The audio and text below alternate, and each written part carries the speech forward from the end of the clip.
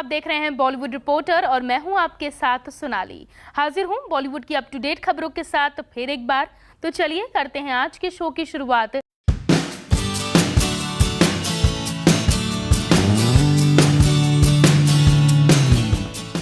शाहरुख खान के पड़ोसी बने रणवीर सिंह।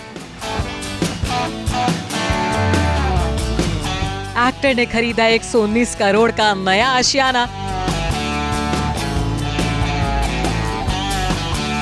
बॉलीवुड के पावर कपल रणवीर सिंह और दीपिका पादुकोण अब जल्द ही शाहरुख खान और सलमान खान के पड़ोसी बनने जा रहे हैं। दरअसल हाल ही में रणवीर ने मुंबई के बांद्रा में स्थित रेजिडेंशियल टावर सागर रेशम में एक आलीशान अपार्टमेंट खरीदा है, जो कि किंग खान के घर मन्नत और सलमान खान के गैलेक्सी के बीच में है। यह अपार्टमेंट सी फेसिंग है, जहाँ से समुद्र का बेहद ही खूबसूरत नजारा दिखाई देता है। रिपोर्ट्स के मुताबिक रणवीर ने ये घर 119 करोड़ रुपए में खरीदा है, जो अपार्टमेंट टावर की 16 से लेकर 19वीं मंजिल पर मौजूद है। उनका 16वां फ्लोर 4 BHK है, यानी 4 बेडरूम, एक किचन और एक बड़ा सा हॉल। वहीं बाकी के 3 फ्लोर पेंट हाउस हैं। घर के साइज की बात करें तो कुल 11,266 वर्ग फीट का कारपेट एरिया है। साथ ही 1300 वर्ग फीट की स्पेशल छत बनाई गई है। इतना ही नहीं, रणवीर सिंह को इस बिल्डिंग में 19 कार पार्क करने की भी सुविधा मिल रही है।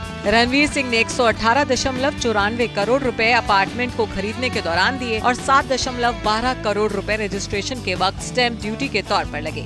खबरों की माने तो सागर रेशम एक पुरानी बिल्डिंग थी, जिसे रीडेवलप करके बनाया गया है। नीचे के फ्लोर्स रेजिडेंट्स को दिए गए हैं। एक्टर ने ये घर O5 मीडिया वर्क्स LLP के माध्यम से खरीदा है, जिसमें खुद रणवीर और उनके पापा डायरेक्टर हैं। ये तो रही रणवीर के नए आशियाने की खबर। आप जान लेते हैं कि इन दिनों ये कपल कहाँ व्यस्त है। दरअसल 6 जुलाई को रणवीर सिंह का बर्थडे था, जिसको सेलिब्रेट करने रणवीर और दीपिका US पहुंचे थे। ऐसे में ये कपल अपनी वेकेशंस को एंजॉय करके मुंबई वापस लौट आया है। बीते दिन रणवीर दीपिका को एयरपोर्ट पर स्पॉट किया गया, जहाँ वो एक दूसरे का हाथ थामे हुए नजर आए। सोशल मीडिया पर इनका ये एयरपोर्ट वीडियो जमकर वायरल हो रहा है। Bureau report E24।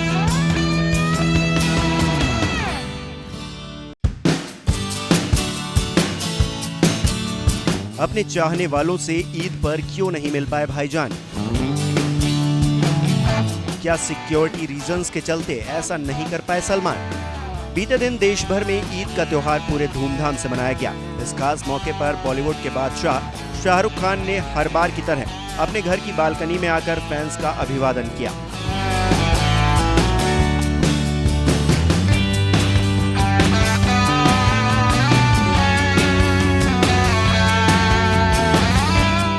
हालांकि इस बार फैंस को भाईजान की झलक देखने को नहीं मिली। दरअसल सलमान खान हर बार ईद के मौके पर अपने फैंस को ईद की मुबारकबाद देने के लिए घर की बालकनी में आते हैं। ऐसे में हर बार की तरह इस बार भी फैंस भाईजान की एक झलक पाने के लिए उनके घर के बाहर जमा हुए थे। लेकिन इस बार सलमान अपने फैंस की ये मुरीद पूरी नहीं कर पाए और वो रात तक भी अपने घर की बालकनी में दिखाई नहीं दिए। आखिरकार भाईजान ने ऐसा क्यों किया, आइए जानते हैं इसके पीछे की असली वजह। रिपोर्ट्स की माने तो लॉरेंस बिश्नोई से मिली जान से मारने की धमकी को देखते हुए सलमान ने सुरक्षा कारणों की वजह से ये फैसला लिया। इन दिनों सिक्योरिटी रीजंस के चलते गैलेक्सी अपार्टमेंट के पास 10 स्पेशल फोर्स के जवानों को तैनात किया गया है। खबरों की माने तो ये ऑफिसर फिल्म के सेट पर भी सलमान के साथ रहते हैं। इतना ही नहीं, उनकी बिल्डिंग और आसपास के इलाके में 15 CCTV कैमरे भी लगाए गए हैं। ऐसे में इन्हीं सब रीजंस के चलते सलमान खान ने ये फैसला लिया। हालांकि उन्होंने ट्वीट करते हुए सभी को ईद की मुबारकबाद दी। वहीं सलमान खान के अपकमिंग प्रोजेक्ट्स की बात करें तो वो इन दिनों अपनी फिल्म कभी ईद कभी दिवाली की शूटिंग में बिजी हैं। इसके अलावा उनकी मच अवेटेड फिल्म टाइगर 3 भी पाइपलाइन में है। इस फिल्म में उनके साथ कैटरीना कैफ भी नजर आएंगी। इसके अलावा सलमान खान जल्द ही आमिर खान की लाल सिंह चड्ढा और शाहरुख खान की पठान में कैमियो रोल करते हुए दिखाई देंगे। Bureau report E24। Hey guys, welcome to E24। मैं हूं नवीन सिंह भारद्वाज और जैसा कि मैं हमेशा से कहते आया हूं कि नेटफ्लिक्स कभी डिसअपॉइंट नहीं करता अपने वेब शोज और मूवीज के जरिए, और एक बार फिर से जादूगर लेकर आया है। और इस वक्त मैं कुछ 2 ऐसे किरदारों के साथ बैठा हूं जिन्होंने अपने एक्टिंग के और दमदार परफॉर्मेंस के साथ ही हम सब के दिलों को जीता है। और जैसा कि इस फिल्म में कहा गया है, दिल को जीतने वाले को ही जादूगर कहते हैं। आप दोनों का बहुत बहुत स्वागत है E24 पे। We have Jitendra and Javed Jaffrey. Thank you so much. कैसे हो आप लोग? बहुत अच्छे। मूवी मुझे बहुत पसंद आई, बहुत ही अच्छा ट्रेलर था, लोगों को बहुत ज़्यादा पसंद आया। मैं कमेंट्स के थ्रू देख रहा था एंड लोगों को बहुत ज़्यादा पसंद आया। एंड मैंने अभी हाल ही में मैंने मूवी भी देखा, मुझे बहुत ज़्यादा पसंद आया। आप लोगों को ट्रेलर को लेकर किस तरह के फीडबैक मिले? जी तो आप बताएं पहले। काफ़ी अच्छा रिस्पांस है मतलब ट्रेलर पे, और मतलब वो लोग काफ़ी एक्साइटेड हैं, जो पूरा स्पेस जो वर्ल्ड क्रिएट किया है हमने जादूगर के थ्रू, तो वो देख के लोग काफ़ी एक्साइटेड हैं। And I think they are expecting a lot from this movie. So hopefully जब वो मूवी देखें तो उनकी जो एक्सपेक्टेशंस हैं वो हम फुलफिल कर पाएँ। राइट। तो वी आर रियली एक्साइटेड कि वो रिस्पॉन्स कैसा होगा। जावेद सर। नहीं, रिस्पांस तो ट्रेलर का मतलब बहुत ही अच्छा है, और मेरे लिए भी एक अलग जोन है फ्रॉम पर्सपेक्टिव ऑफ जिस जॉनर की फिल्म से जुड़ा हूँ मैं। तो एक्साइटमेंट मेरे लिए भी खुद है अब definitely. Talking about this project, Jeetu, हमने देखा है कि आप जो भी प्रोजेक्ट लेते हैं लोगों को बहुत ज़्यादा पसंद आता है। क्या कुछ देखा आपने इस प्रोजेक्ट में जिसके लिए आपने इसे हाँ कहा था? आई थिंक सबसे पहले तो जो लोग फिल्म बना रहे थे, समीर सक्सेना एंड विश्वपति सरकार, वो उनके साथ मैं काफ़ी टाइम से काम कर रहा हूँ। एंड काफ़ी टाइम से वो लोग लगे हुए थे कि एक फ़िल्म वो बनाएं और इस तरह की फ़िल्म बनाएं, तो काफ़ी स्पेशल एंड यूनिक फिल्म है। मतलब काफ़ी सारी सिमिलैरिटीज़ देखने को मिल जाएंगी, बट वो अलग तरीके से उन्होंने परसीव की हैं पूरी। वो काफ़ी एक्साइटिंग पार्ट है, जिस तरीके से वो फ्रेशनेस लाने की कोशिश कर रहे हैं, वो रोमांस में या एक जो एक काइंड ऑफ स्पोर्ट्स फिल्म हम लोग जो भी देखी हैं उसमें जो वो फ्रेशनेस लाने की कोशिश कर रहे हैं अपने स्टाइल से, तो वो बड़ी एक्साइटिंग थी when you here the story और नरेशन। तो वो मुझे काफ़ी एक्साइटिंग लगा। And finally I am glad कि मैं इस मूवी का पार्ट हूँ। और शूट के दौरान भी बहुत एंजॉय किया है हमने, हर सीन शूट करते हुए या हर मोमेंट शूट करते हुए बहुत मज़ा आया। जावेद सर, इस प्रोजेक्ट को लेने के लिए आपको क्या इस प्रोजेक्ट में, इस किरदार में क्या पसंद आया था जिसके लिए आपने हाँ कहा था?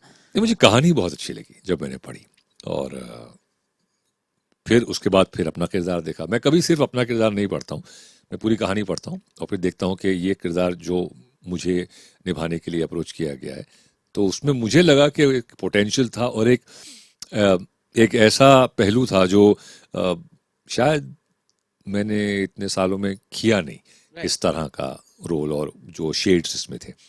तो मेरे लिए वही एक्साइटिंग था, और बाकी लोग जो जुड़े हुए थे इनकी क्रेडिबिलिटी भी थी कि भाई इनका काम इन TVF और इन्होंने जो कुछ बनाया था वगैरह। तो मुझे लगा कि नहीं यार, बहुत अच्छे लोग हैं, एक अच्छी टीम है, और एक अच्छी टीम के साथ जुड़ना भी एक बहुत अच्छे एक्सपीरियंस की बात होती है, और एक मेरे हिसाब से इट्स अ प्रिविलेज कि आप एक अच्छी टीम के साथ जुड़ें और अच्छा काम साथ में मिलकर करें। सो होपफुली या जी, तो हमने देखा है कि इसमें आप जादूगरी का खेल दिखा रहे हैं। अगर थोड़े से में अगर हमें आप अपने किरदार के बारे में बताना चाहें, जिन्होंने देखने वाले मूवी जो देखने वाले हैं उनको अगर बताना चाहें तो। आई थिंक सबसे पहली बात तो मुझे लगता है कि हाँ, जो मैंने अभी तक कैरेक्टर्स किए हैं वो जनरली बहुत पढ़े लिखे कैरेक्टर्स होते हैं। तो ये पहला कैरेक्टर है जो एकदम आवारा है, और ठीक है, जो शायद मुझे पता भी नहीं है कि वो कैरेक्टर ने क्या पढ़ाई की है या कितने तक की उसने पढ़ाई की है, तो मुझे कुछ भी आइडिया नहीं है। मुझे पता है कि हाँ, उसको जादू दिखाने का शौक है, और मतलब जब प्यार होता है तो वो प्यार करता है, लेकिन पता नहीं उतनी शिद्दत उसमें होती है कि नहीं, उसे पता भी होता है कि नहीं कि ये प्यार है या क्या है। तो काफ़ी अतरंगी सा कैरेक्टर है, जो मुझे तो करने में बहुत मज़ा आया। लेट्स सी ऑडियंस को कैसा लगता है। जावेद सर, थोड़े से में अगर अपने किरदार के बारे में अगर बताना चाहें तो। इसका नाम प्रदीप है, फुटबॉल खेला करता था एक ज़माने में, अब कोच हो गया है। मीनू का चाचा है, एक भाई था जो नहीं है, भाभी थी नहीं है, तो अब 2 मर्द हैं, एक घर में रहते हैं, कोई औरत नहीं है। एक रिश्ता मतलब बाप की तरह है, बाप नहीं है, और कई चीज़ें हैं जो इस कैरेक्टर में ख़ास तौर से काफ़ी बोझ लेके चल रहा है। फ्रस्ट्रेशन है, गुस्सा है, कॉम्प्लेक्स है अंदर, एक गिल्ट है, तो कई सारी इमोशंस इसके अंदर बंधे हुए हैं, और कुछ अचीव करने की कोशिश कर रहा है किसी वजह से। उसका एक बाद में फिल्म में हम देखते हैं क्यों वो करने की कोशिश कर रहा है। तो बट आई थिंक मुझे ये पहलू जो है ये बहुत इंपॉर्टेंट इस कैरेक्टर के पहलू हैं, और बहुत ही इंटरेस्टिंग रिलेशनशिप बनता है इसकी वजह से। राइट। जितेंद्र, हम आपसे जानना चाहेंगे कि after doing such a big project जिसमें आपकी बहुत ज़्यादा तारीफ हुई थी, उसके बाद क्या आपको लगता है कि आपके ऊपर थोड़े बहुत परफॉर्मेंस प्रेशर भी थे, बिकॉज लोगों की उम्मीदें आपसे बहुत ज़्यादा हैं अब? आई थिंक हाँ, मतलब पिछला प्रोजेक्ट कैसा रहा और वो सक्सेसफुल हुआ या नहीं हुआ, वो तुम आगे लेके नहीं जा सकते हो। राइट। तुम्हें वो वहीं पे रोकना पड़ता है कि हाँ ठीक है, अब ये नई चीज़ है। तो पिछला जैसा भी रहा, उसको चाहे बहुत ज़्यादा सक्सेस मिल गई हो या फिर वो उतना सक्सेस नहीं मिली हो, तो वो आप अपने दिमाग में प्रेशर नहीं रख सकते। तुम एक नए नए फिल्म को दिखा रहे हो, नई कहानी बोल रहे हो। एंड जिस एक्साइटमेंट के साथ वो कहानी हमने बनाई है या एक्टिंग की है मैंने जिस एक्साइटमेंट के साथ, तो वो एक्साइटमेंट अभी होनी चाहिए नई इस कहानी के लिए। तो वही है कि एक ये नई कहानी है, नया किरदार है। एंड मैं बहुत सारे लोगों को ये कहानी और ये फिल्म दिखाना चाहता हूँ। एंड मैं सबको कहना चाहता हूँ कि प्लीज़ देखो फिल्म और बताओ कैसी लगी। तो आई डोंट थिंक कि वो प्रेशर अभी है। आई थिंक काम करते वक्त एक प्रेशर रहता है कि मैंने ये प्रोजेक्ट जो मैं कर रहा हूँ ये पिछले वाले से कितना अलग है, वो सारी चीज़ें चलती हैं दिमाग में कि मैं उसकी तरह तो नहीं बोल रहा हूँ या उसकी तरह तो बात नहीं कर रहा हूँ। तो वो डिस्कशंस होते हैं, वो सारी चीज़ें तुम्हारे दिमाग में चलती हैं। But once you are done with it, जो तुमने काम कर लिया है, उसके बाद वो स्ट्रेस नहीं ले सकते कि लोग तुमसे क्या एक्सपेक्ट कर रहे हैं, क्योंकि वो एक्सपेक्टेशंस कुछ भी हो सकती हैं ऑडियंस की तुम्हारे से। तो वो बहुत डिफिकल्ट है कि कोई भी एक्सपेक्टेशन तुम फुलफिल कर पाओ। तुम बस अपना काम कर सकते हो, उस पर प्रेशर ले सकते हो, उस पर तुम सोच सकते हो हर तरह की चीज़ें। बट रिजल्ट क्या होगा वो मुझे लगता है कि वो अनप्रेडिक्टेबल है। जावेद सर, फुटबॉल कोच हमने देखा है, इसमें आप एक किरदार प्ले कर रहे हैं, तो क्या इसके लिए आपने कुछ प्रैक्टिस किया था कि हाँ कोच बनना है तो मुझे भी फुटबॉल खेलना है, ऐसा कुछ? नहीं, आई थिंक एक या दो सीन्स थे मेरे शॉट्स जहाँ पे मैं फुटबॉल खेल रहा राइट। बाकी तो एक एटीट्यूड की ज़रूरत होती है। वो तो ऑब्जर्वेशन से समझ में आ जाता है कि आप किस तरह से आप एक कोच को या एक टीचर को, या बिकॉज एक छोटा शहर है और कहीं वो दिख रहा है कि मतलब कहीं अपने अंदर ये खुद जानता है कि यार ये टीम कुछ कर नहीं सकती है, लेकिन फिर भी वो इस कन्विक्शन से आगे बढ़ रहा है कि नहीं नहीं शायद कुछ कर ले। तो वो शायद में बहुत कुछ, एक पूरा अपनी जिंदगी वो शायद के भरोसे वो जी रहा है। एक अलग पागलपन है इस किरदार का। बिल्कुल सही।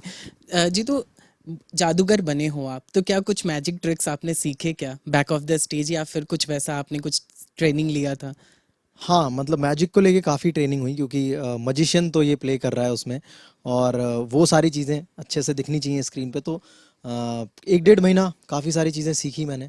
और फिर हम लोगों ने डिस्कशन की कि क्या अच्छा लग सकता है, कौन सी ट्रिक में मैं बहुत कंफर्टेबल हूँ, जो मुझसे अच्छे से हो जा रही है। फिर उसको ये सोचा गया कि इसको हम इस एंगल से शूट करेंगे तो ये इसमें कुछ दिख तो नहीं जाएगा, जो ट्रिक हो रही है वो पता तो नहीं चल जाएगा।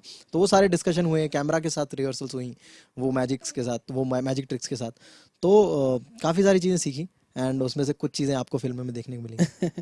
कोई ऐसा सीन जावेद सर जो आपके दिल के बहुत करीब है इस मूवी से, जो आप हमें बताना चाहें? एक्चुअली एक सीन है हम दोनों का जहाँ वो एक गुस्सा, फ्रस्ट्रेशन, इमोशनल ब्रेकडाउन होता है दोनों का एक तरह से, और वो सीन आई थिंक मेरे लिए emotionally it was a very difficult भी था, और लेकिन बट बहुत सेटिस्फैक्शन भी मिला उस सीन को करने में। वो जो ट्रॉफी होती है टूट जाती है, एंड वो राइट। आई थिंक वो एक आई लाइक, उसमें मुझे I enjoyed that scene, yes, emotionally. How about you? I think this is one of the scenes जो बहुत हमेशा से, मतलब एक वो भी था कि हाँ ये सीन जब आएगा तो कैसे परफॉर्म करना है, पर ज़्यादा मतलब उस बारे में ज़्यादा सोच नहीं रहे थे, क्योंकि वो वेट कर रहे थे कि कब आएगा आएगा तब करेंगे। And I think it's one of the favourite scenes. और भी एक सीन है जो एक साइकिल वाला बिट है आरुषि और मेरा, तो वो काफ़ी इंटरेस्टिंग तरीके से लिखा है बिस्सो ने, तो वो करते हुए काफ़ी मज़ा आया। That was my best scene. अगर आप मेरे से पूछना चाहें तो दैट साइकिल वाला scene was my best scene. जादूगरी से रिलेटेड है, तो क्या आप लोगों ने कभी इस तरह कोई अपनी मेमोरी अगर आप शेयर करना चाहें जिसमें आप लोग कहीं अटेंड करने गए हो, कोई जादू का कोई खेल या फिर कुछ ऐसा, या आप लोग का कुछ इंटरेस्ट रहा हो? मैंने ज़्यादा मोस्टली बच्चों की पार्टी में होते ना, वो मैजिशियन आते थे, और आई थिंक वो जिन्होंने हमको ट्रेनिंग दी ना, फॉर यू, हाँ हाँ हाँ, आलोक। तो एक बार वो मेरे बेटे की पार्टी में आए थे, बहुत पहले की बात है, हम टॉकिंग हो गए 20 साल, हाँ 20 साल। बट मैंने कोई थिएटर में जाके जादू का शो नहीं देखा।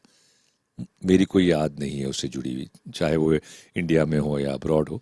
तो मैंने कोई मैजिक शो ऐसा लाइव नहीं देखा है अब तक। आई डोंट नो, शायद देखा है। How about you? मैंने तो बहुत सारे शोज देखे हैं। तो मैं जहाँ से बिलोंग करता हूँ वहाँ पे एक टॉकीज हुआ करता था, उधर फिल्में ज़्यादा नहीं लगती थी। तो हर साल में वही हर 2-3 महीने के लिए कोई ना कोई जादूगर आता था। मुझे नाम भी याद है, मतलब पहला जो जादू का शो देखा था बड़ा, वो था जादूगर त्रिकाल सम्राट।